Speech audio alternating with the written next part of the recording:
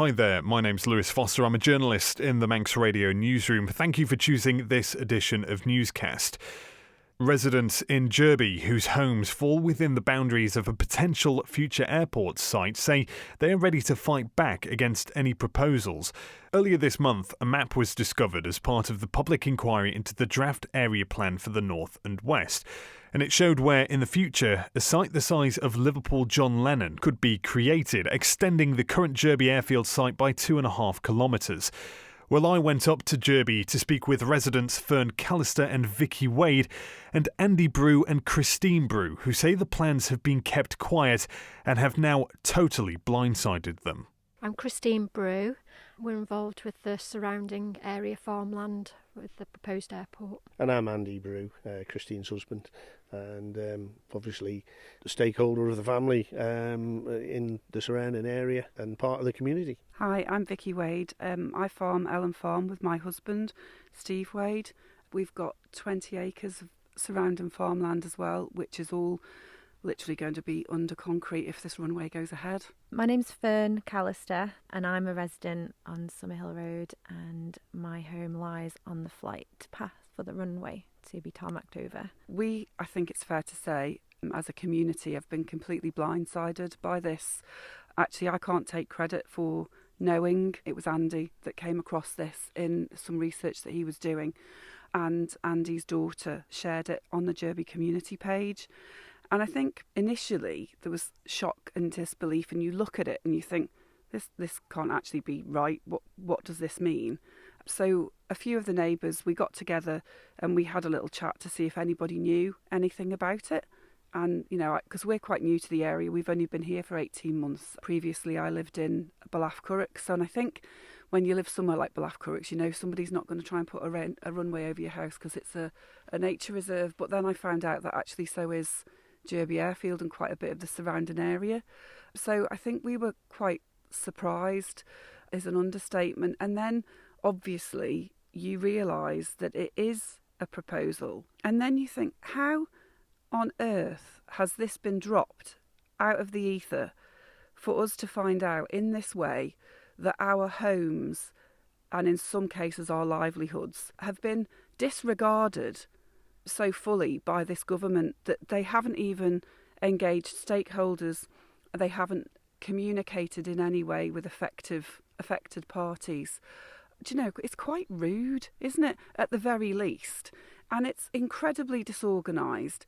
It shows absolutely no respect or emotion for anybody in this community, because when you look at the runway, apart from the fact that it's going over Fern's house, Andy and Christine's land, my house, that's just the runway. You know, the perimeter fence for this this proposal at this stage will affect the whole of Jurby and much of the surrounding area. Further than that, then you look at the north for flight path, aircraft noise, fumes, environmental issues, and then there is also how are people going to get here through Kirkmichael, that's a bottleneck as we all know, then via Ramsey, there isn't a decent road to Jurby from Ramsey, so it's absolutely enormous how far this goes. And I mean, the obvious question is, where's the money going to come from, I think? But personally, obviously you go through phases, don't you? It's a bit like grief. It's like you get so upset. This is my dream. This is our little perfect place that we have worked our entire life for, in some cases, having 2 or 3 jobs. We've done up houses, we've sold houses, we've made a bit here and there. I have worked, my husband has worked, and you get to a point and you think, right, this is going to do us. My husband says they're going to carry him out of Ellen Farm in a box. Well, actually, I think they might have to if this runway goes ahead. How have they got the right? And I know they have, unfortunately, legally, to do it. But believe me, we'll be fighting them every step of the way. And that's probably where we are at the moment. And I would just like to mention probably, and then I'll give somebody else a go, that environmentally, I was walking around our land this morning with the dog and I saw 6 different types of butterfly. We've got eels in our little stream. We've got orchids. We have got scarlet pimpernel. We have got many, many birds of prey that fly over our area. We've actually got wallabies, love them or hate them. We've got them. We have got, so many other things. Did I say orchids? Yes. So and the land round here is very special, and it's just been treated virtually with contempt, and it's not acceptable. You're certainly not alone in thinking the land around us is special, and you're not alone in being a fairly new resident to the area. We'll come back to that, but I want to come to Andy now. You spotted that map. Blindsided was the word used there. Is that how you felt? Well, I'm always suspicious of our government here and the ways it works. And this just goes to reinforce that suspicion that they can basically act with impunity and think that they can drop such a fundamental possible project for the whole island into a public inquiry, negating any public scrutiny, apparently due to staff issues and various other excuses. This proposal, and what we're talking of here, is the restricted planning area for the Jurby Airfield and surrounding area. To just drop that into a public inquiry is almost bordering on being fascist, in my opinion. We're having this meeting coming up. What do you hope to come from that? Well, I hope the community as a whole, and I implore everyone on the island to take an interest in this, because it's a fundamental. It's fundamentally massive for the whole island. The infrastructure of Ronaldsway, and as explained to me, the restrictions of Ronaldsway for the future is basically what is pushing this agenda for a new airport, and that's what it will be. It will be a new airport, not a secondary airport, and that's a very important point to get across to the whole community of the island. This is massive, and all the questions of, further down the line, if it ever gets the go-ahead, they're questions for later on, but with just what they're proposing to put through as planning restrictions, as everyone who will see the map, and if anyone is interested in, and I implore everyone to look at this, just Google map 1BN, and that will come up with the Cabinet Office. Just click on that, and then the map will be displayed in full glory for you to zoom in and out and have a look at the implication of these planning restrictions. And that's what they are, just the restrictions of the direct airfield. All the other issues of the wider perimeter, they would come later. But for the implementation of these planning restrictions, for the stakeholders who are under these zones, as they call them, that's going to be hanging over us as a cloud forever. Once they become law, that these restrictions are in place, that's there. And whether the airport is ever built or not, that cloud is hanging over us. We've had Zeppelins flying over the Isle of Man in the past. We've had skyships. And now we're going to have this blimp hanging over us too. Can I ask you both, how long have you lived in Jurby? And how has your outlook changed about your home since this all came out? It's my parents' homestead.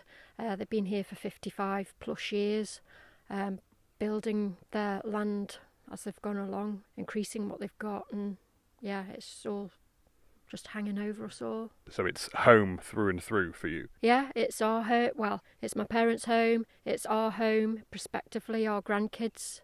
It affects us all, and we don't know. I mean, it might not happen in our lifetime. It may not even happen in our daughter's lifetime and kids, sons, what have you, but it most definitely, if it's going to go ahead, will happen in the grandkids' lifetime and their future. And we're sat here today in an absolutely gorgeous location, and we're here in the garden. Fern, this is your home. How long have you lived here? We moved in 2022. So not long. And you've been renovating up. Of course, at the time, no idea that this might come in. Any planning restrictions might be on the horizon. So how has your outlook changed? Because you'd have been, I suppose, you are hoping to raise generations here. Yeah, we've just loved the countryside, really. I come from humble beginnings. I've had to work really, really hard to get to this point. I've done all the right things. I've gone to university, lived at my parents', saved up a deposit for a house for 10 years. We didn't really want to settle for the standard. We wanted something a bit more special. We wanted to live in the country with a little bit of land, have our own little piece of paradise away from everybody, a little woodland. And we actually managed to find a cottage that we could afford.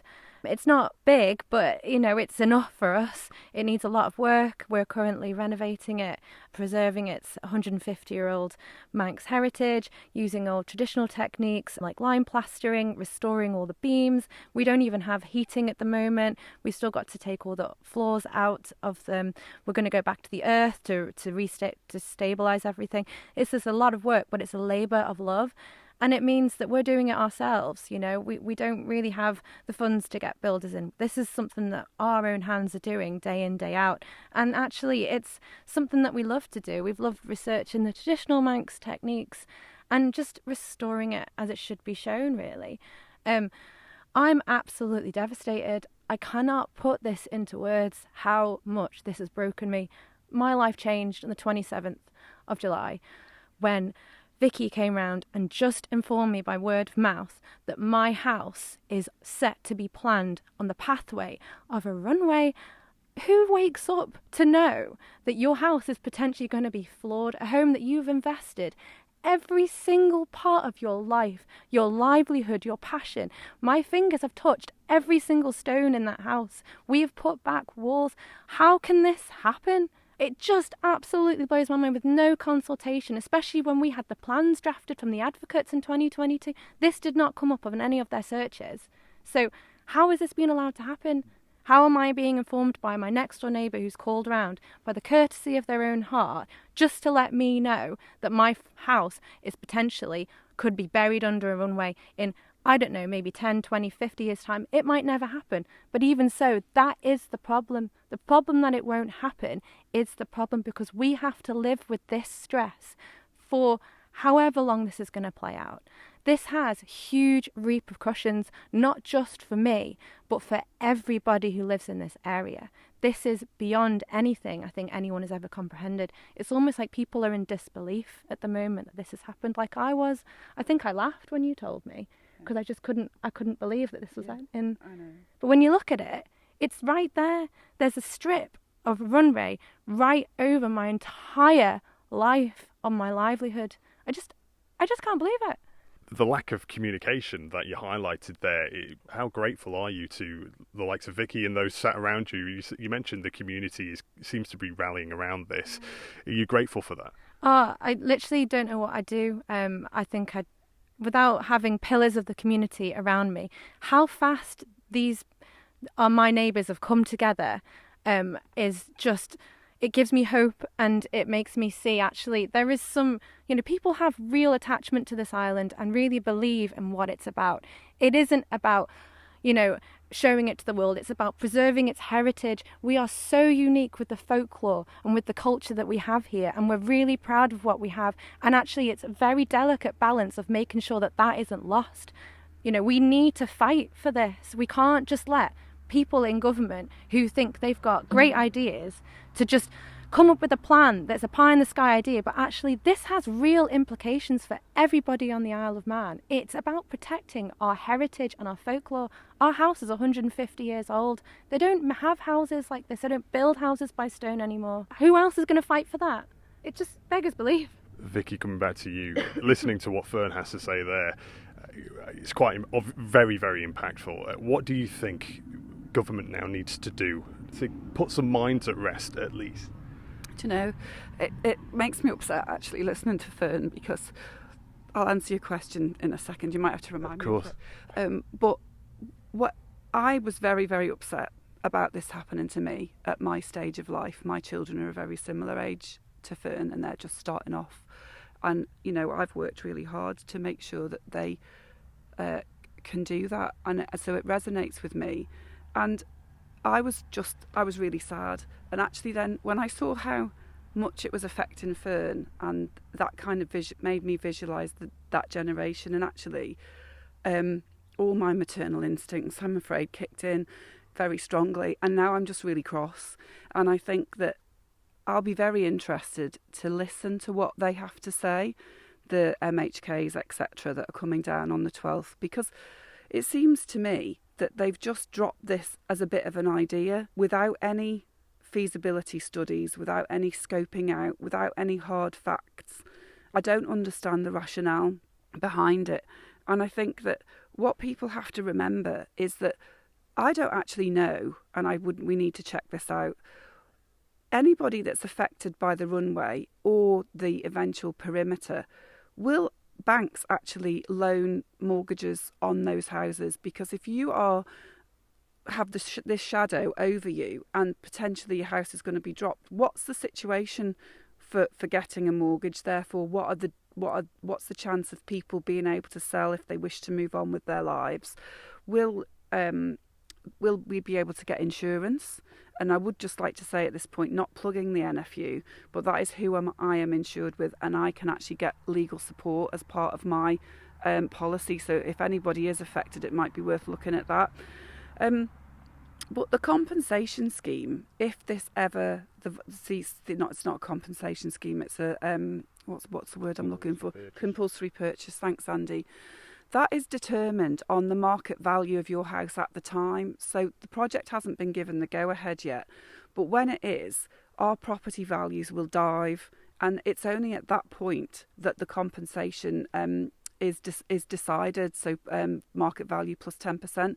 So effectively, what we are left with is the inability to actually move on if we wanted to. And it's about way more than the financials. I'm not making it about money, but there is way more implications, especially for younger people and people that have plans, for their income. And I just think that, I really think this has been very badly thought through. Well, not thought through and very badly handled. Yeah. So going back to your question, what was it? I can't remember. It was what, if anything, can government say right now to put some minds at ease, since it appears nothing's been said so far? Yeah, no communication apart from the standard response. At least, Tim Johnson and Alf Cannon have responded, but very much in a standard sort of copy and paste kind of a way. I've actually spoken to Alex Allinson as well. Haven't spoken directly with Gary Cobb, the airport director. But I think what they need to understand what they've done for a start, but I can't imagine for a second that they will apologise, because they don't seem to be able to say the word sorry. But I think it needs to be removed from the plan, because at the moment there is absolutely no justification for it being in there. Nobody's had time to look into it in depth. We're very much reacting. We can't be proactive because we haven't been given that courtesy. And I just think it needs to be removed, because at the moment it's just not a solid proposal in any way, shape or form. It's a fundamental shift for the Isle of Man if this goes ahead. It's just massive. You can talk about the costs, how it's going to be funded into the future. And that's a major topic on its own, with the mismanagement of past capital schemes. We can go on and on and on, drilling down into them reasons. But the here and now is these restricted planning zones and the shadow that does cast upon all our lives here in the north, and unfortunately on a smaller scale, but bigger than any, is the effect it has on the direct stakeholders' lives for forever. This island, I'm not a political being in any way, shape or form, but all I can do is observe what happens, and everything just seems to be terribly badly managed, and it certainly wouldn't be allowed to be carried on in that way in the corporate world, and any successful business wouldn't be able to deal with business in the way the government seem to go about things. But from a project point of view, without harping back too much to previous projects that have gone massively over budget without money that we've apparently got to spend, our focus as an island at the moment should be on the NHS, fixing Manx care and education and infrastructure. And how can they possibly afford this, which as a project, the Jurby Airport becoming the new national airport for the Isle of Man? This is not a supplementary light aircraft field. This is the national airport for the Isle of Man. And where's the money coming from? Which leads us on to another very interesting conversation that we maybe will have in the future, depending on how the meeting turns out on the 12th. I just really would like to urge people to come to the 12th. I think people power, is really quite something. It really does move things forward. I think there's something around, there's a bit of shock and disbelief from people that I've spoken to about it. But this is very real. The fact that if these plans do go through, this means that this could be the start of phase 1, and could be the start of something that could spiral and affect every single person who lives here. Yeah. Jurby residents Fern, Callister, Vicki Wade, Andy Brew and Christine Brew there. Well, whilst I was at Fern's house just off Summerhill Road, Tamzyn Cormode arrived. Her and her husband own a pig farm in the area. Yeah, I'm Tamzyn Cormode and we have Little Meadow Farm up in Jurby. We found out when Kerry Brew posted on Facebook, basically on Facebook. Yeah. And what has your reaction been like since? You've been looking at the plans, disbelief, I imagine. Yeah, I mean, at first we were like, oh, they're putting an airport across the road from us, and we're like, we're going to be stood in our field watching planes come in, if it goes ahead. And then the more you look into it, the more you realise, actually, no, our land isn't going to be here. The whole of Jurby will be gone. And that is, it's a community out here where, it's an amazing community. Yeah, I don't know how else to phrase it, but Jurby will be gone if an airport comes up here. And you're a pig farmer. How long have you lived in Jurby? Well, we've had the fields up here. We live in Ramsey and we have our land up here. So we've been doing the pig farming for 3 years now, and we're just getting established with that. So we're doing Ramsey Farmers Market weekly, and we're getting to the state, we're looking to get in more hens, and because we do eggs as well. And now we're just like, why? Literally, you look around our land and go, I don't know if this is going to be a car park in 50 years' time. And we bought that thinking it's something for our children to do something with the land as they get older, and our grandchildren can have this little haven out of here to do something with it. An investment. Yeah, but not just like money-wise. It's a family investment and an emotional investment. And, you've spoken to the other people, the tears and that lot we've had over the last few days, knowing that everything we love could be gone because some government department decided this without telling anyone. And there's anger there, isn't there? Yes. Yes, you want to speak to my husband, but you'll see the anger. Why should people come along on the 12th? Because the government need to know enough's enough. And people are saying it will never happen. Well, we need to make sure it never happens. Because if no one turns up to that meeting, the government think we don't care. And they need to know that they are in for a fight. Tamzyn Cormode there. Well, Manx Radio has approached the Cabinet Office to respond to claims that the map in question had been kept secret for 12 months before its inclusion in the draft area plan. Jurby Parish Commissioners is hosting a public meeting on this matter on the 12th of August at Jurby Parish Hall. It's understood Airport Director Gary Cobb, Chief Minister Alfred Cannon, Enterprise Minister Tim Johnston and the Cabinet Office Minister Kate Lord-Brennan have all been invited to attend. That's it for this edition of Newscast. Thank you for listening.